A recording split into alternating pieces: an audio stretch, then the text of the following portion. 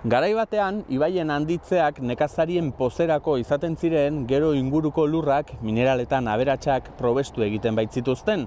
Gaur egun ordea, ibaiak madarikatu egiten ditugu gure baratzak ito egiten dituztelako, baina gu gerorri gara ibaiaren lurretan sartzen garenak eta ez alderantziz. Hori bai, inguruan arriskugunetan dauden hiritarrak defendatu behar ditugu. Horregatik, esaterako, Zadorra ibaiari hau bezalako eremuetan azitzeko aukera eman zaio Gasteiz babeste aldera. Ibaiak pertsonok bezalaxe, gizendu eta argaltzen dira. Hori bai, guk baino askoz azkarrago egiten dute.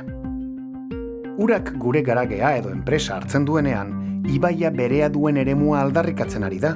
Gu baikara bertakotu garenak. Ibaiak bere ohiko ibilgutikat tokia hartzen duenean, berea duen lekuaren aldarrikatze ozena bertzerik ez du egiten. Euriaren eraginez gizentzen denean, beretzat hartzen du, berez, berea dena. Uholdea deitzen diogu, baina bere jabegora bisita egiten ari da ibaia. Ibaia, ez dago beraz, dagokion tokitikat. Geu gara, pertsonok, haren eremua hartu eta bertan jarri garenok. Gizakiok gara etxeak, lantegiak eta era guztietako azpiegiturak eraiki ditugunak ibaien eremu naturalean.